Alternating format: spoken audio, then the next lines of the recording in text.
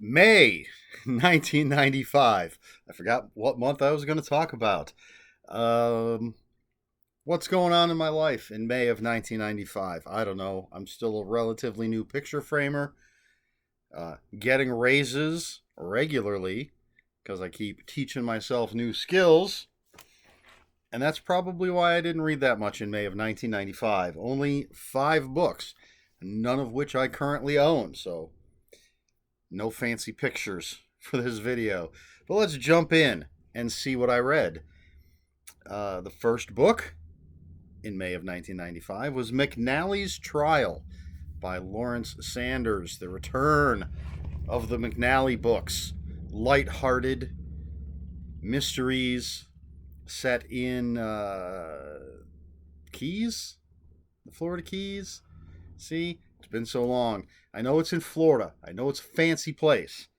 And in this book, McNally is hired by a posh funeral home to investigate suspicious goings on.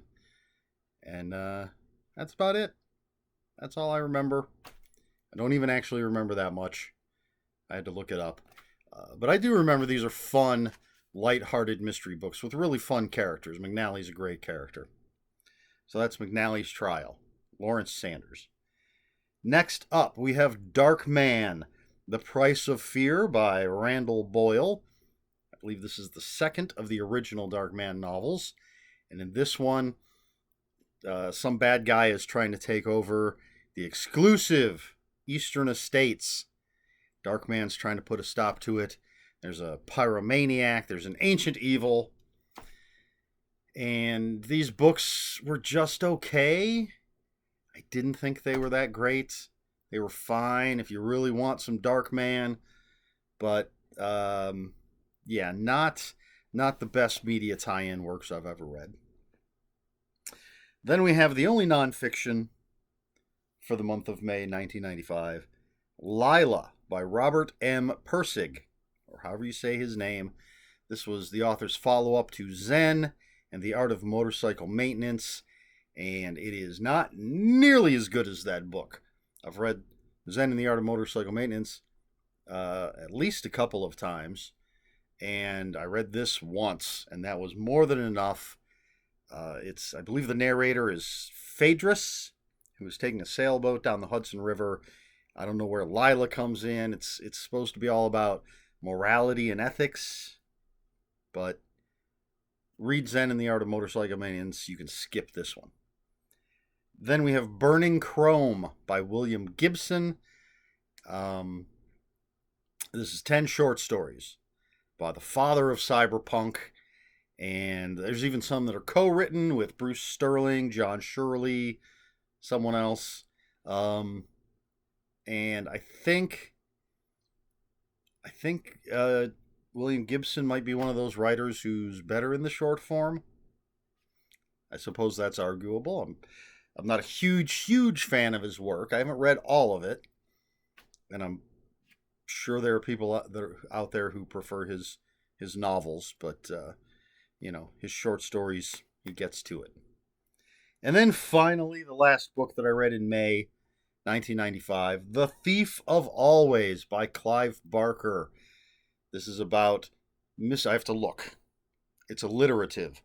Mr. Hood's Holiday House, where kids, is it just little boys or is it just kids? I don't remember. They can go and their dreams can come true, their wishes, their aspirations, whatever. But of course, there's always a price to pay. I swear when this first came out, the first editions said something like a fable for adults or something like that. I could be completely wrong, misremembering that.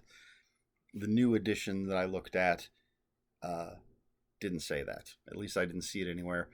But this is good old Clive Barker. I enjoyed it very much. I don't know what else to say about it. It's Clive Barker.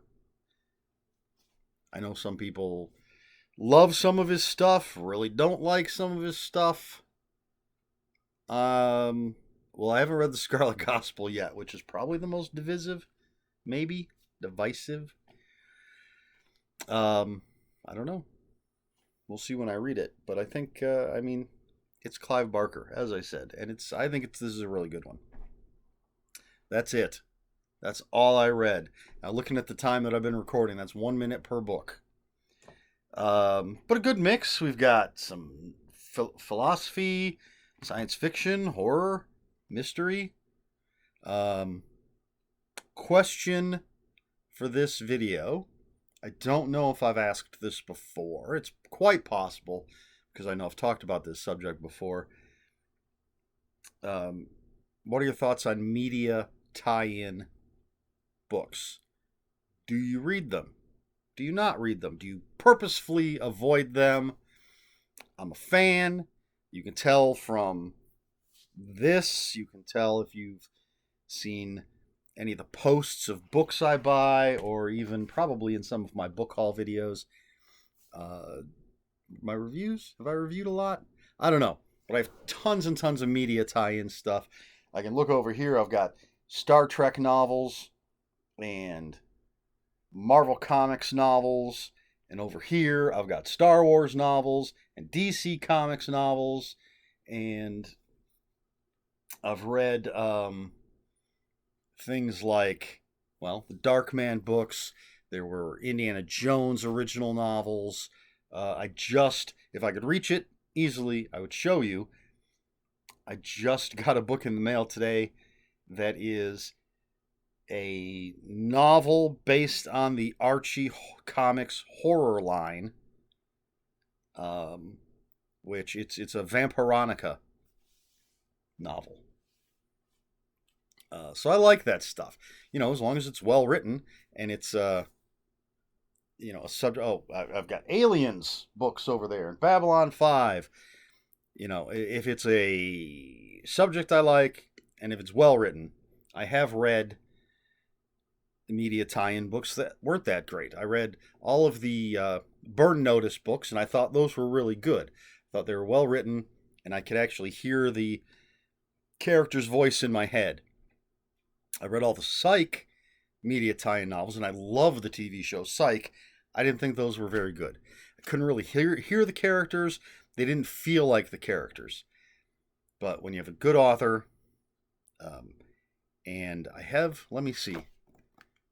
Okay, if you watch all my videos, I believe the review that will be posted right before this will be on Wednesday. So this past Monday's review will be a media tie-in. I guess technically. And well, I'm not going to spoil it in case you haven't watched that review yet, what I thought of it. But let me ask you this. Maybe, does anybody out there know, are comic book novels considered media tie-in material?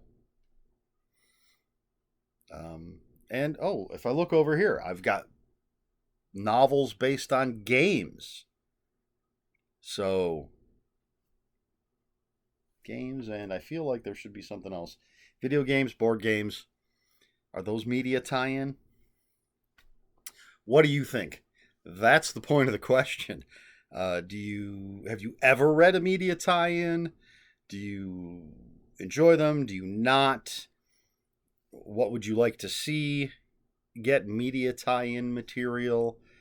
Let me know in the comments below. And if you have any comments, questions, or corrections, please put those in the comments below. Comments are open for spoilers. Just post a spoiler warning. We try to be polite here on my channel. Please like, share, and subscribe. All that YouTube stuff. Yada, yada, yada. If you'd care to follow me on other social media, my Twitter is @Ronin5757. My Instagram, where I post pictures of books, comic books, board games, and fuzzy animals, is ErikSmith5757. That's Eric with a K, ERIKSMITH 5757. That's all I have for you this week. So until next week, read more books.